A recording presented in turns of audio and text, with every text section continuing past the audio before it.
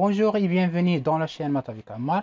Aujourd'hui, on va étudier la convergence simple de quelques suites de fonctions. La première question, étudier la convergence simple des suites de fonctions de termes généraux suivants en précisant la fonction limite et le domaine de convergence. On commence avec la première suite de fonctions. f1 de x est égal à 1 sur 1 plus x au carré tout à la puissance n. Bien sûr pour n assez grand. Alors, la convergence simple est facile à étudier. Chaque fois, on fixe x et on fait tendre n vers l'infini et on voit est-ce que f1 de x converge ou non. Soit x appartient à R, puisque la fonction f1 de x est définie sur R. Donc, on prend x dans R. Premier cas, si x est égal à 0, le cas trivial. Alors, fn de 0 est égal à 1. Et 1, c'est une constante, donc ça tend vers 1 quand n tend vers plus l'infini. Si x différent de 0, alors 1 plus x au carré est supérieur strictement à 1. Et ça implique que la limite quand n tend vers plus l'infini de 1 plus x au carré tout à la puissance n est égale à plus l'infini. Puisque ça c'est une suite géométrique et la raison supérieure strictement à 1. Donc la limite quand n tend vers plus l'infini de fn de x est égale à 0. On pose la fonction limite f de x est égal à 1 si x est égal à 0 et 0 c'est non, c'est-à-dire x différent de 0. Donc la suite de fonctions fn converge simplement vers la fonction f sur R. Et bien sûr R, ça s'appelle le domaine de convergence de la suite de fonctions. Passons maintenant à la deuxième suite de fonctions. G1 de x est égal à exponentielle de moins x à la puissance n. Soit x appartient à R. Dans le premier cas, si x est égal à 1, alors G1 de 1 est égal à exponentielle moins 1. Et ça tend vers exponentielle moins 1 quand n tend vers plus l'infini. C'est une constante. Si la valeur absolue de x est inférieure à 1, alors dans ce cas-là, la limite quand n tend vers plus l'infini de x à la puissance n est égale à 0.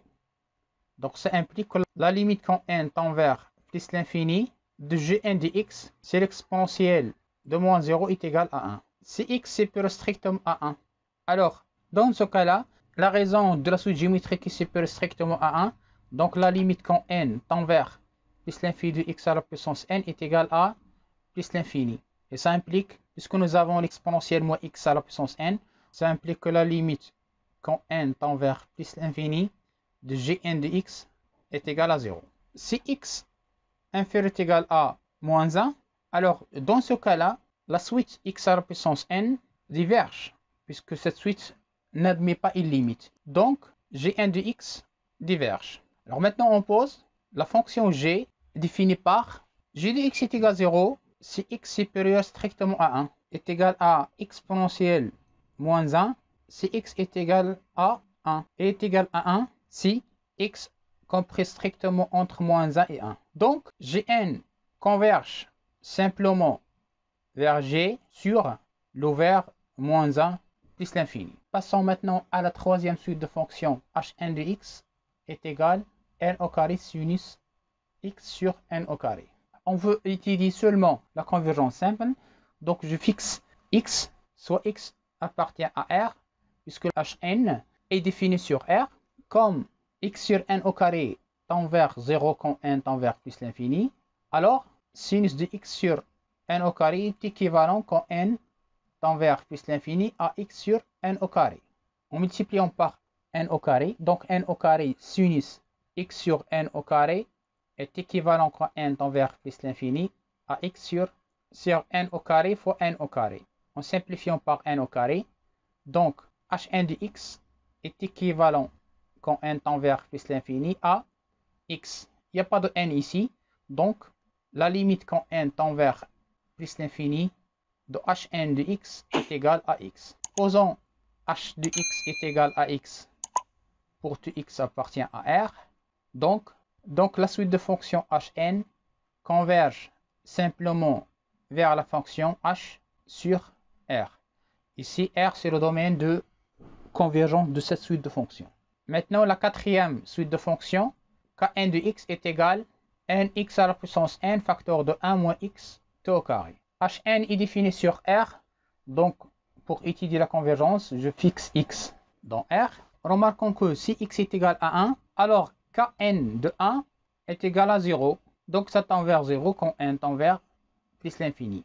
Si la valeur absolue de x supérieure strictement à 1, alors la valeur absolue de Kn, j'ai mis la valeur absolue pour rendre ce x en valeur absolue. Ça est égal à n, la valeur absolue de x, tout à la puissance n, facteur de 1 moins x tout au carré. Quand n tend vers plus l'infini, ça c'est une quantité strictement positive. N tend vers plus l'infini et la valeur absolue de x tend vers plus l'infini. Donc la limite quand n tend vers plus l'infini de la valeur absolue de Kn de x est égale à plus l'infini. Donc la suite numérique Kn de x diverge. Si x est égal à moins 1, alors Kn de moins 1 est égal à n moins 1 à la puissance n facteur de 1 moins x au carré. Si on met la valeur absolue pour Kn de moins 1, donc ça devient 1 et la quantité tend vers plus l'infini. Donc ça implique que la limite quand n tend vers plus l'infini de la valeur absolue de Kn de moins 1 est égale à la limite quand n tend vers plus l'infini, n, et ça devient 1 moins x au carré est égal à plus l'infini. Donc la suite Kn de moins 1 diverge. Donc la suite numérique Kn de moins 1 diverge. On a traité le cas x est égal à 1 et le cas la valeur absolue de x supérieure à 1 et x est égal à moins 1. Donc il reste seulement le cas où la valeur absolue de x est inférieure strictement à 1. Si la valeur absolue de x est inférieure strictement à 1, alors la valeur absolue de Kn de x est égale, n est une quantité positive, la valeur absolue de x tout à la puissance n, facteur de 1 moins x tout au carré.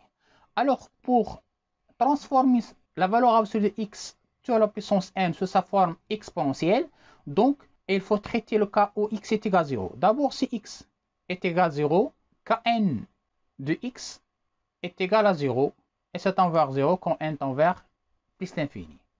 Maintenant, si la valeur absolue de x est inférieure strictement à 1 et supérieure strictement à 0, alors la valeur absolue de Kn de x est égale à n exponentielle n ln de la valeur absolue de x, facteur de 1 moins x au carré. C'est une quantité qui ne dépend pas de n.